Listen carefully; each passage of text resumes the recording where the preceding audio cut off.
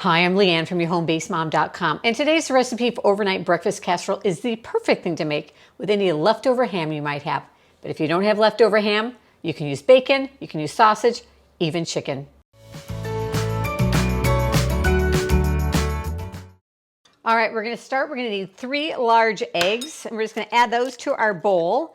And then we are going to beat those until they are nice and light and foamy.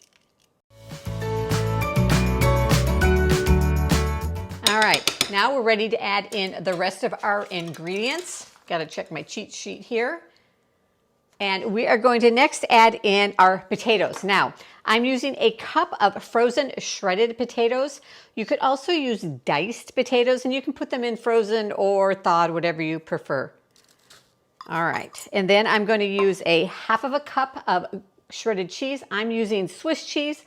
I've used cheddar before, Monterey Jack, a Mexican blend, whatever you've got on hand or whatever your favorite is. Next, we're going to add in our meat. Today, we're using ham because I had some leftover ham. I've got a half of a cup of diced ham. And did you know if you don't have leftover ham, you can actually, in the meat department of the grocery store, buy diced ham. So I do that quite often, keep it in my freezer. It's perfect to throw into eggs, things like this. But again, you can use bacon, you could use sausage, chicken. You just want your meat to be cooked that you put in here. Next, we are going to add in some small curd cottage cheese. Now, don't worry, if you don't like cottage cheese, I don't like cottage cheese. I promise you, you're not going to know that there is cottage cheese in here. What it's going to do, I need a spoon here. It's just going to create a nice, light, fluffy texture to our dish. So put it in. Next, we're going to add in some milk, 3 tablespoons of milk. I'm using fat-free milk because that's what I had in my refrigerator. We're going to add in about a 1/4 teaspoon of salt and just a shake or 2 of pepper. Then the last thing we're going to add in is 1 chopped green onion. Mix all that together. All right, I'm going to use a 9x5 baking dish. So if you have something similar to that size, I will link to this pan down below in the description. We're going to lightly grease our pan. And then all we're going to do is pour our mixture into this pan. And then it is ready at this point to cover and to put into the refrigerator for 2 to 24 hours. And I'm just going to put some plastic wrap over the top of it. And then you can go to bed, get up in the morning, pop it in the oven, and breakfast will be ready. And right before you're ready to put it into the oven, we're going to put a little crispy topping on top. And so I have 2 tablespoons of panko breadcrumbs in here.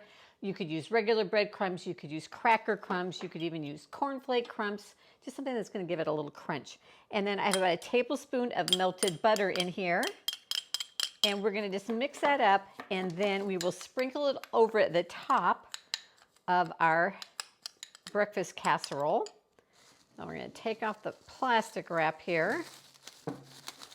And then after we do that, we'll sprinkle this on, and then we're going to put it into a 325-degree oven, and we're going to bake it for about 45 to 50 minutes. It will just depend on your oven, but you'll know it's done when you take a knife and stick it into the middle and it comes out clean.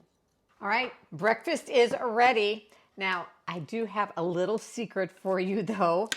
You know how I told you it needed to refrigerate for 2 to 24 hours? Well, sometimes I cheat and I bake it right away and it turns out just fine. It might not be quite as high, but it's still delicious. So there you have it. Small batch overnight breakfast casserole, the perfect amount for 2 to 4 people.